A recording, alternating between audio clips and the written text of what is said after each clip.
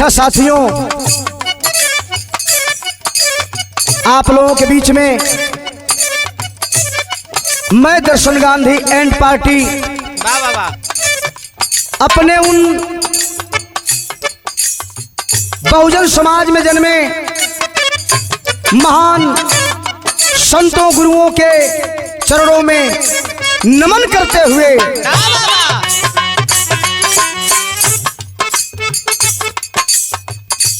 आप लोगों के बीच में एक छोटी सी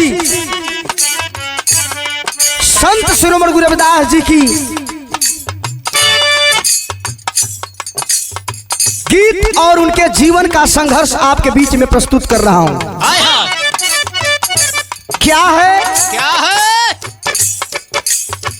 पूज्य कवि जी आदरणीय आप श्री गुलाब भारती जी लिखे हैं अपने कलम से, बड़ा सुंदर रचना क्या गजब की है।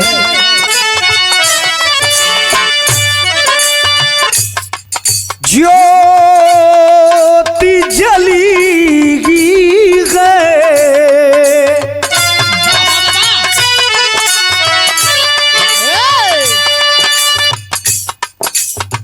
ज्योति जली है चंवर वंश में, संत शिरोमणि है जिनको कहते,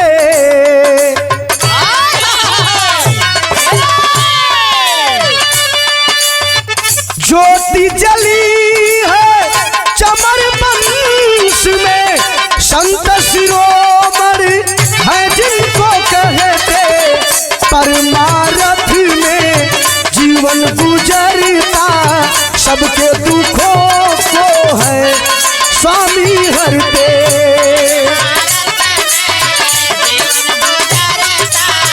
सबके दुखों को है दूर करते।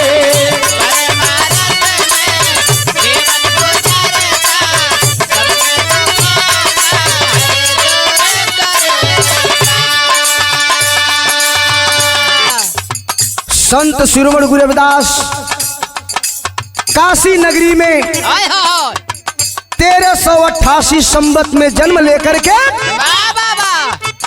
ज्ञान की ज्योति पूरे भूभाग पे जलाना शुरू कर दिए। आंदोलन खड़ा हो गया, छुआछूत दूर करो, मानवता की क्या पहचान, मानव मानव एक समान नारा लगने लगा, कारवां चलने लगा। तब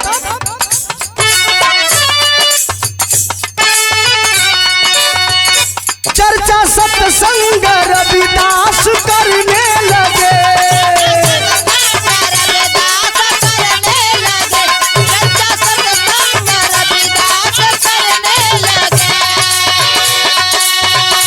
झूठा पाखंडी सच सुन के डरने लगे,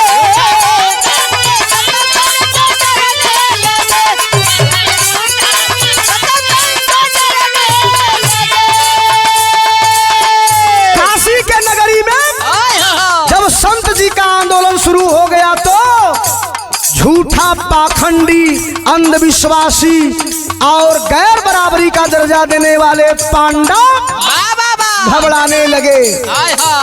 तब क्या हुआ, चरम पे ऊंच नीच का पहरा ठहरे हैं सत्य के बल पे डरते, परमार्थ में जीवन गुजरता सबके दुखों को है स्वामी हरते,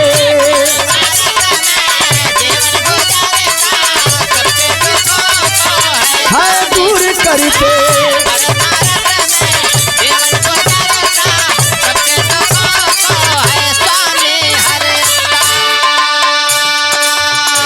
वहाँ के जितने भी पाखंडी बाबा थे, पाखंडी ब्राह्मण थे, राजा के दरबार में जाकर के सवाल खड़ा कर दिए कि एक नीच व्यक्ति एक शुद्ध समाज से अपने को बड़ा ज्ञानी समझ रहा है, अपने को बड़ा विद्वान समझ रहा है। महाराज हम लोगों की अर्जी है, क्या अर्जी है? क्या? ब्राह्मण दौड़े गए राजा दरबार में,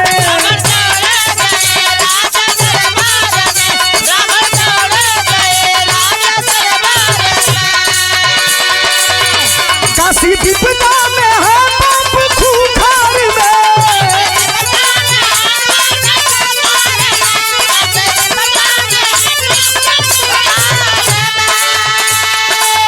अरे काशी विपदा में गए पाप खूंखार में, शूद्र है करता अरे काम भी तीज का, अरे स्वर्ग में बैठे भगवान से सकते परमार्थ में जीवन गुजरता, सबके दुखों को है दूर करते परमार्थ में जीवन गुजरता।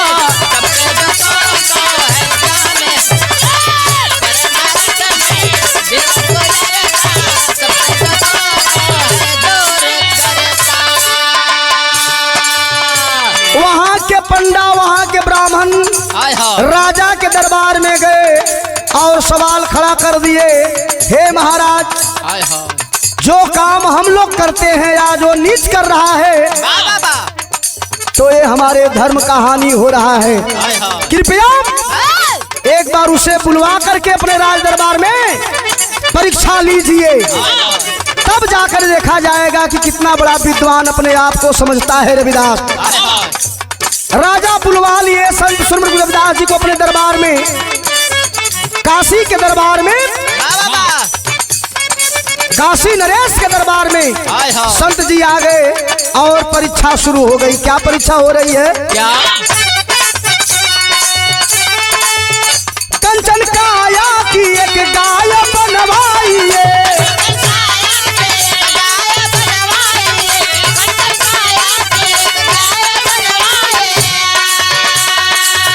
संत रविदास को दर पे बुलवाइए,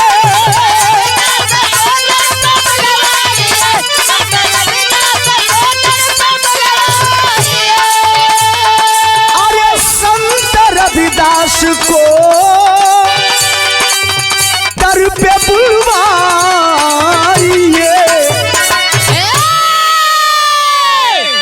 महाराज एक सोने की गाय बनाई जाए आपके दरबार में और संत सुरमृग रविदास जी को बुलाया जाए और सवाल किया जाए, उस सोने के गाय को असली गाय बनानी होगी, जिंदा करना होगा। तब धेनु को जब वो देंगे जियाई, ज्ञानी पुरुष जिनको सब है अब कहते परमार्थ में जीवन गुजरता, सबके दुखों को है स्वामी हरते,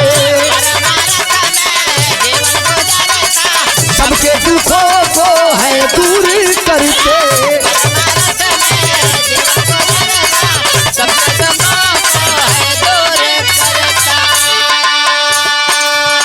संत जी को बुलवा लिया गया, संत जी आ गए दरबार में और उनसे आदेश कर दिए वहां के ब्राह्मण कि हमारे इस सोने की गाय को आप जिंदा कर दीजिए, हम मान जाएंगे कि आप ज्ञानी पुरुष हैं, बड़े विद्वान हैं, बड़े शक्तिमान हैं।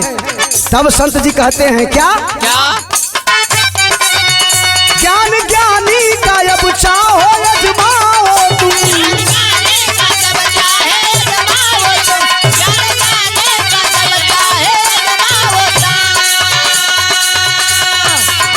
ज्ञान ज्ञानी का जब चाहो अजमाओ तुम,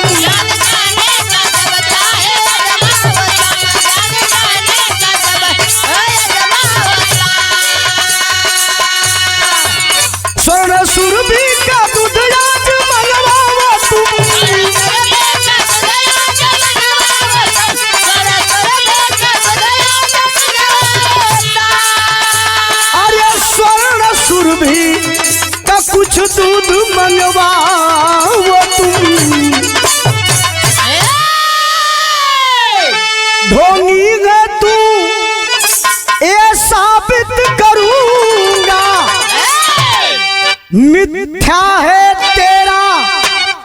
जिस जिसको कहते परमार्थ में जीवन गुजरता, सबके दुखों को है दूर करते। परमार्थ में जीवन गुजरता, सबके दुखों को है दूर करते।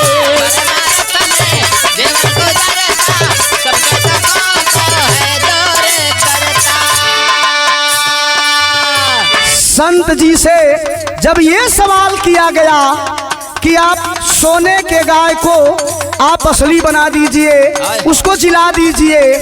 देखिए यही तो होती है ज्ञान की परीक्षा। ज्ञानी को आप कभी भी आजमा सकते हैं, कोई उसे दिक्कत नहीं होती है।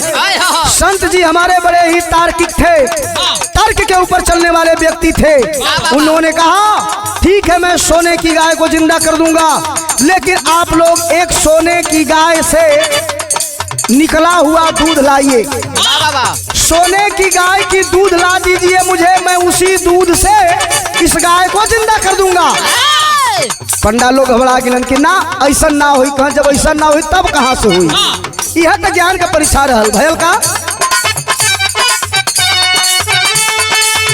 है। हमारे नाम जब तक है रवि चंदा ये,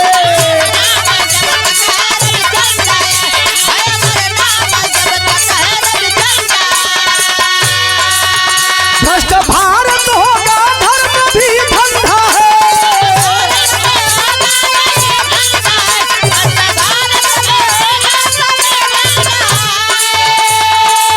अरे भ्रष्ट भारत होगा धर्म भी धंधा है। दर्शन गांधी गुलाब की बगिया, रविदास गुरु नित्य जिसमें विचरते। परमार्थ में जीवन गुजरता, सबके दुखों को है दूर करते। सबके दुखों को है दूर करते। परमार्थ में जीवन गुजरता, सबके दुखों को है